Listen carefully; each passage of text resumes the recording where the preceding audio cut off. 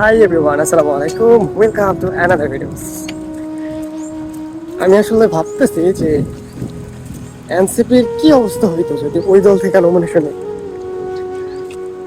সঠিক সময়ে সঠিক একটা সিদ্ধান্ত নিচ্ছে এনসিপি জামায়াতের সাথে জোটে গিয়ে। আপনার যদি বিএনপি থেকে জোটে যাইতো বা বিএনপি থেকে নমিনেশন নিত, তাইলে ওই দলের নেতাকর্মীদের মাধ্যমে মাইক খেতে খাইতে ওরা রাজনীতি থেকে হারায় যেত। কারণ ওরা তার কাউরে চারটা আপনার দলে যাইব, ওরা মুখে যা আসে তাই বলে ফেলে, লাগাম ছাড়া কথা বলে মাঝে মাঝে কিছু তাদের নেতাকর্মী এনসিপির। তো ওইগুলো সব কিছু বাদ দিয়া জামায়াত তাদেরকে এমনভাবে আপন করে নিচ্ছে জোটে যাওয়ার পর থেকে। জামায়াতের পুরা সংস্থাটা মানে যেই যেই যে জায়গার মধ্যে আপনার এনসিপি থেকে নমিনেশন নিয়েছে বা জামায়াত দিয়েছে এনসিপিকে, ওই জায়গায় জামায়াতের যত কর্মী আছে সবাই এনসিপির পক্ষে কাজ করতেছে। আর আপনি এই নুরুল হক নূর চিন্তা করেন, সে জুটে গেছে, তারপর রাশেদ খান, তারা জুটে গেছে।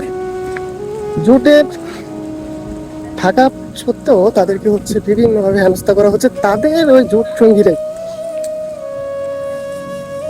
তো ওরা তো এখন পর্যন্ত টিকে আছে, কারণ ওরা বহু আগে থেকে চারটায় পর্যন্ত আইছে তার জন্য। কিন্তু এনসিপির খুব করুণ অবস্থা হইতো যদি তাদের সাথে জোটে যায়। যাক, এখন পর্যন্ত টিকে আছে, সময় উপযোগী সেরা সিদ্ধান্ত নিয়েছে এনসিপি, সাধুবাদ জানাচ্ছি। এবং দেখা যাক 12 তারিখে কি হয়। আমাদের এইখানে যা করা দরকার, যতটুকু সাপোর্ট দরকার আমরা পুরাটাই দিছি।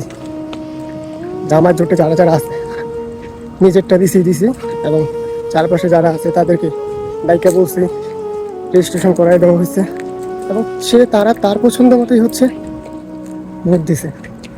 আমাদের যতটুকু সহযোগিতা করে প্রবাস থেকে আমরা অলরেডি করেছি।